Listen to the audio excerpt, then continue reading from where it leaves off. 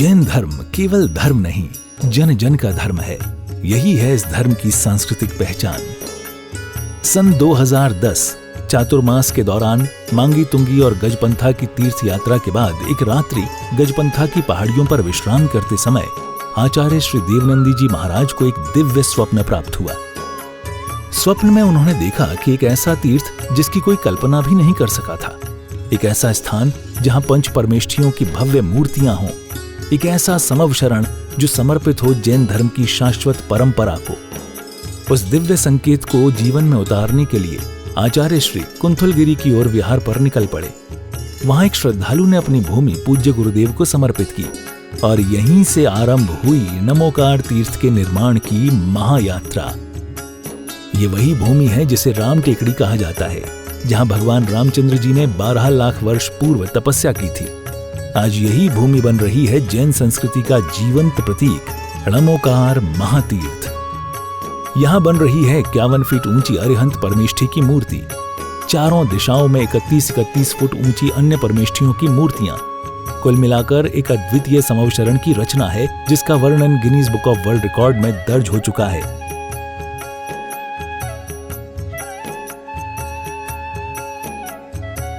इस भव्य मंदिर जी में स्थापित किए जा रहे हैं 24 तीर्थंकरों के 24 मंदिर, पंचमेरु, नंदीश्वर द्वीप, नवदेवता और 64 रिद्धियां, 31 फुट की भरत, बाहुबली और आदिनाथ भगवान की मूर्तियां, सप्तऋषि मंदिर और गौतमेश्वर बाहुबली, संबित शिखर जी की झलक और क्षेत्रपाल मंदिर। यहाँ पर अब तक 250 से अधिक कमरे निर्मित हो चुके हैं, जिनमें 75 साधु साध्वियों के लिए एवं यात्री निवास आधुनिक सुविधाओं से युक्त है। एसी रूम, भोजनशाला, कैंटीन और विशाल गुरु मंदिर। नमोकार तीर्थ का भूमि पूजन 8 फरवरी 2024 को संपन्न किया गया था और आज लगभग 10 लाख स्क्वायर फीट से अधिक निर्माण पूर्ण हो चुका है और अब यह दिव्य तीर्थ अपने चरम आयोजन की ओर अग्रसर है। आगामी सन 2026 में आयोजित होने जा रहा है 6 से 13 फरवरी 2026 तक नमोकार तीर्थ का पंच कल्याणक प्रतिष्ठा महोत्सव एवं विश्व शांति महायज्ञ एवं 13 से 22 फरवरी तक महामस्तकाभिषेक महोत्सव। इस जगत के उपकारी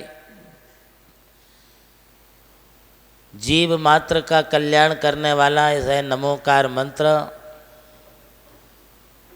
जो सब पाप विनाशनो सभी पापों का नाश करने वाला है।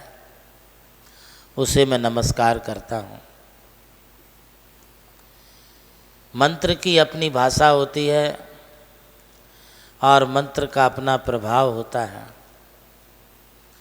जब हम इस महामंत्र के लिए अंतःकरण की श्रद्धा पूर्वक स्मरण करते हैं, तब हमारे लिए इस महामंत्र का प्रभाव अपने आप प्राप्त होता है। आज जितनी भी देवीय शक्तियां हैं, जो भी प्रभावक शक्तियां हमारे लिए प्राप्त होती हैं, वो इसी मंत्र के माध्यम से प्राप्त होती हैं।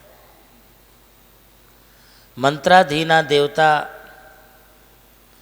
जो देवता होते हैं वो मंत्रों के अधीन होते हैं। हम जब जिस भावना के साथ मंत्र का अनुष्ठान करते हैं, मंत्र का जाप करते हैं, नमोकार मंत्र का भी हम जब जिस भावना से स्मरण करते हैं, तब हमारे लिए वह नमोकार मंत्र अपना प्रभाव वैसा दिखाता है। यदि आप मोक्ष साधना के लिए नमोकार की जाप करते हैं, तो वह ध्येय भी हमारा इस नमोकार महामंत्र से पूरा हो सकता है। आचार्य श्री उमा स्वामी जी ने लिखा है, जो कोई इस नमोकार महामंत्र का 108 सफ़ेद पुष्पों से प्रतिदिन जाप करता हुआ जो 1.25 लाख जाप कर लेता है, उसे इस प्रभाव से तीर्थंकर प्रकृति का बंध भी हो जाता है। मतलब मोक्ष साधना में कारणीभूत यही नमोकार मंत्र है। यदि किसी के लिए भूत प्रेत की बाधा है तो इससे निवारण हो सकता है। उच्चाटन, मारन, मोहन, सम्मोहन की प्रभावी शक्तियाँ भी इस नमोकार मंत्र में हैं। यदि किसी का आकर्षण करना हो, किसी का वशीकरण करना हो, तो भी आप नमोकार महामंत्र की विभिन्न मुद्राओं में आराधना करके इसका प्रभाव प्राप्त कर सकते हैं।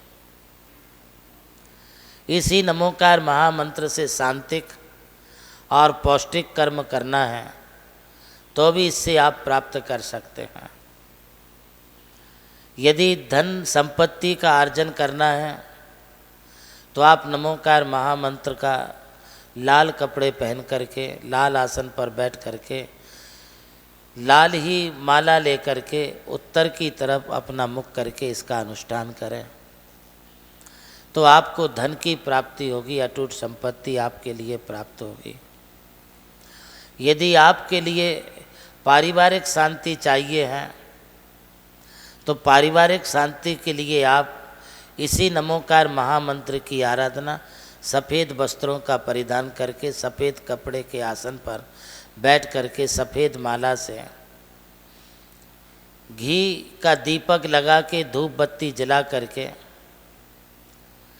पूर्व दिशा की तरफ मुख करके अनुष्ठान करते हैं तो आपके घर में सुख शांति बनेगी। जो घर में जो कलह होती, वातावरण कलह का जो बनता है, वो भी ऑटोमेटिकली आपका इससे शांत हो जाता है। जिन बच्चों का पढ़ाई लिखाई में दिमाग कम चलता है अथवा जिन्हें पित्त की प्रकृति है, यदि वे इस नमोकार महामंत्र का पीले वस्त्र पहन करके, पीले आसन पर बैठ करके, पीले माला से पश्चिम दिशा की तरफ मुख करके अपनी स्टडी और जाप करें तो उनके लिए बहुत ज्ञान की सरस्वती की प्राप्ति होती है।